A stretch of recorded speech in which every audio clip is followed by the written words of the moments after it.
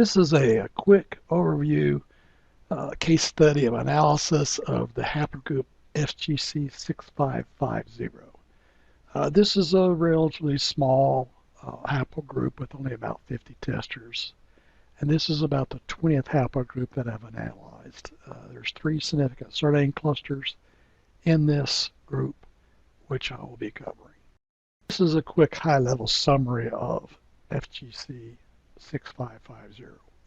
Around 40% of the testers have the Kelly surname. Another 25% either have the trainer surname or a Pugh surname. And the remaining 35% are EPE lines. Most of these are MPEs of the 3 existing surname clusters, but a few of these may be evolving surname clusters of their own. FGC 6550 originated about 1760 year before president, which is ideal for SNP prediction and charting, and with 24 branch equivalent gives us good genetic isolation. Prediction is currently around 97–98% max.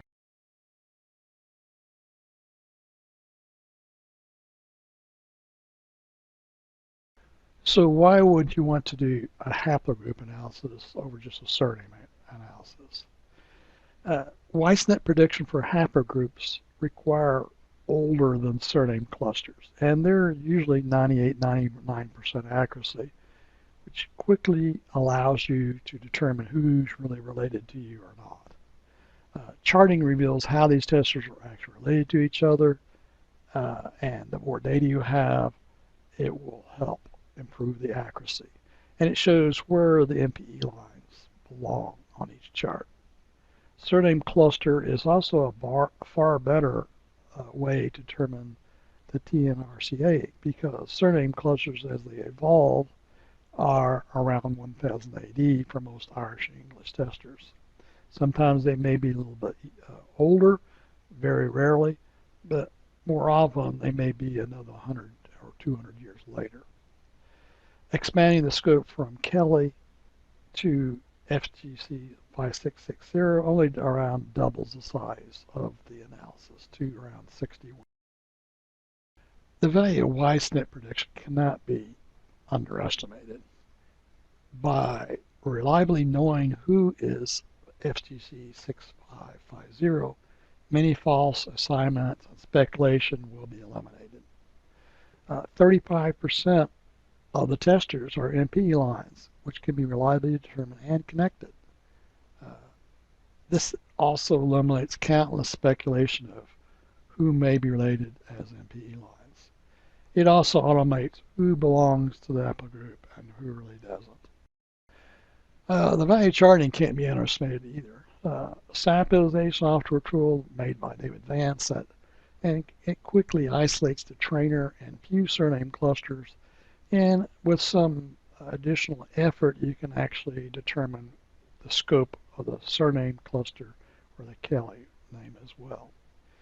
It's a visual chart that allows the proper assignment of MPE lines to the correct surname clusters, which is really hard to do with a couple dozen surnames to deal with. It allows admins and other people who, the testers themselves, to visually see what needs to be further YSNP tested, and it really allows proper targeting of SNP testing where it really is required. It gives testers a much more accurate view of who's close related, much more closely than the FDNA SDR match lists and the TIP tool, which just aren't very reliable. Also, a lot of people are interested in TMRCA estimates. And for larger haplogroups, this is a far better way to generate TMRCA estimates. For smaller ones, like this particular one, it still allows you to demonstrate, or not to discover the surname clusters, but there's not going to be too many SNP branches underneath such a small haplogroup as this. And since the BY3437 is just above the Kelly surname cluster, And Big Tree dates this at 3437, which is probably fairly accurate. It's maybe 100 to 150 years too old, but it's not too bad. There's only 61 testers, so the sample size is too small for two accurate TMRCAs below surname clusters. Clear assignments, though, can be made of 1000 AD or maybe 1100 or 1200, whatever you want to use for surname creation dates for Kelly, Traynor, and Pew surname clusters. BY 3437 has 15 branches underneath it, but only 4 levels below it. So if you only use 75 to 100 years per branch, that's only going to get down into the 600 AD time frame. I'm sorry, the 1400 AD time frame.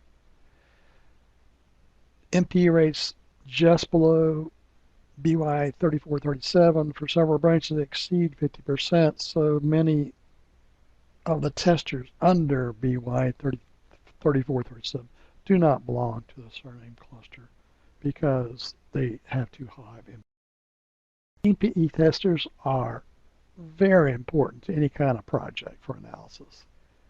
It is easy to pick up, on the average, a 50% MPE rate. If you have a number of surnames that this exceeds 50%, then it's probably not going to be connected in the surname time frame. But YSNP prediction allows you to find all these MPE testers very easily. You just shove them into the spreadsheet and see if they match your empirical values for the charts, or you can actually generate a model which will automatically tell you the percentage of accuracy of that being FGC's 6550. Charting reveals which of these 3 surname clusters the MPEs belong to. So this is a really important way that once you determine the MPEs that are properly for your haplogroup, it also assigns them most of the time to the proper surname clusters. Some will not actually be MPEs of the 3 surnames involved, surname clusters that are discovered to date, but they may be the very beginnings of very small surname clusters themselves. MPEs are 35% of the testers under FGC 6550. So accuracy increases a lot with adding these MPE testers. This is really almost a 50% increase in testers, which dramatically make everything more accurate. Most of these MPEs are probably MPEs of the Kelly, Traynor, and Pew lines at one time, but they also may be their own little surname clusters that haven't been developed too much today because there just hasn't been enough testing. It really does an excellent job of identifying surname clusters. The Kelly surname cluster started just after the BY 3437, but most people under BY 3437 are part of the Kelly clusters. First, there's 4 singleton testers that are just under the BY 3437 branch. Since these are all singletons and none of them have the Kelly surname, this will be 100% MPE rates for these 4 testers. So you really can't include them as Kelly surname clusters, because anytime you exceed 150%, you should reject that branch as being part of the surname cluster. Branch with 447, 25 to 24 mutation includes 1 Kelly, but also includes the Bradley and Johnson. So this is a 66% MPE rate, which is over the allowed 50% MPE rate. BY 3441 has a 25% rate, so it is definitely part of the surname cluster. And BY 3439 has a 39% MPE rate, so it qualifies as being part of the Kelly surname cluster. Even though you may now be able to see this chart, but everything on the left with the exclusion of the few boxes on the right side, which I couldn't exclude. These are all belong to the trainer surname cluster. There's 9 trainers and 5 non-trainers on this. That's a 36% NP rate, which is way below the 50%. And there's 9 of the same surnames, so that's over the minimum required of having 5 testers of the same surname. So this was done automatically with SAPP. All you have to do is just enter the data into the machine, and it generates this chart and shows you how the trainers are definitely a surname clusters. Here is the Pew surname cluster. It's a lot smaller. There's 6 pews and 1 non-pew. And so it's obviously with only a 14% MPE rate, definitely qualifies as a surname cluster. Both the trainer and pew surname clusters were created by SAPP in an automated fashion, and so this takes the guesswork out of finding which surname clusters are, and also the signatures associated with these surname clusters. And it has a very isolated 5 mutation signature, which when you have 5 STR mutations, that's a pretty high probability, probably in the 80 to 90% range for accuracy. The Kelly surname cluster is just too large to show graphically, and so I'll do a manual analysis. It does include branch BY3441 because there's only 25% MPE rate, which is under 50%. It includes BY3439 because it's a 39% rate. And also includes BY24887 because both of those testers are Kellys. It also includes a branch with 390 24 to 23 and 557 17 to 18 because both of those are Kelly testers, as well as the branch with 391 570. There's 1 Kelly tester, and the branch of 385 and 458 because that's a Kelly ancestor as well. So this gives you an MPE rate of 28%, which is 9 out. Complete the analysis of the Kelly surname cluster, I need to also go over which testers were not assigned to the Kelly surname cluster that are under BY3437. First, there are 4 what I call singleton testers that are directly connected under the branch BY3437. Therefore, each of these branches is 100% MPE rate, so they can't be included. Also, under the branch 447 25 to 24, there are 3 testers: 1 Kelly tester, a Bradley, and a Johnston tester. So that's a 67% MPE rate, which is just too high to be included in the Kelly surname cluster. Now, also the same O'Kelly tester, he could be moved under BY 3435 and create a YSNP branch under 447 25 to 24, which is shared by another Kelly tester of 598107. SAPP automation probably missed this. This is where you should always do a little bit of sanity checking with SAPP to make sure everything really makes sense. The SAPP tool is just really an excellent software program, and it automates charting. And it's a huge time saver for most people. And but it does have some smaller issues that you need to be aware of. Manual inspection will allow better assignments because you can also use surnames as an input. And if you can collect a different signature and they share the same surnames, obviously that's probably a better connection. Another one is there's 2 Larkin testers, and they don't share any mutations, but they also, and they are not together, but they also share 4, 60, 11 to 12. So the Larkin 157 907 really should be moved up the chart a little bit and create a common YSTR branch between the two. This is a pretty minor change, only it goes up 1 or 2 levels. Over time, as you get more Larkin testers, this will be resolved automatically, but these are the kind of minor errors that SAPP can make. But it also points out that the need for a big Y700 testing for one of these 2 Larkin testers, because then that would know exactly where it belongs on the haplotree and eliminate a lot of this confusion. There are a couple ways to do YSNP prediction for the whole haplogroups. One is you can do an empirical chart like below, or you can run your information into a statistical package such as AccuStack, which is only a $20 price tag and very, very easy to use. So all you do is first of all, you just sort all the confirmed testers by the signature match, the highest to lowest, and by genetic distance, lowest to highest. And then you'll find 34 testers currently under FGC 6550 belong.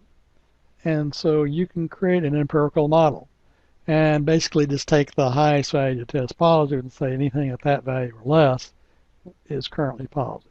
So at signature match of 7, as long as you're a genetic distance of 5 or less, you're okay. The same with 8, it's 7 or less, and if your signature match of 7, it's 5 or less, and if you're a signature match of 6, it's 9 or less, and a signature match of even 5, at 6 or less, you're still a probably will be FGC 6550. However, when using this algorithm, there's always an exception. There's one tester with the signature of 6 at a genetic distance of only 8 has tested negative. So this results as one error in this empirical model, but this is still it lowers it to a 97% accuracy rate, which is very high. It should be noted that data collection is around 90% of the time and effort required to do this analysis.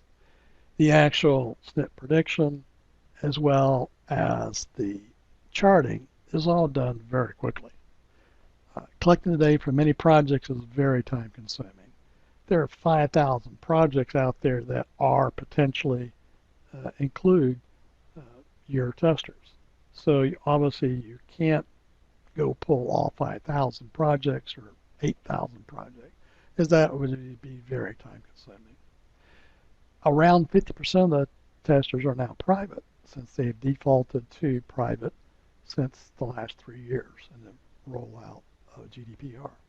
So creating a project and recommending enabling of the YDNA sharing is key to doubling your size of your database. And if you double the size of your database, the accuracy will just go way up.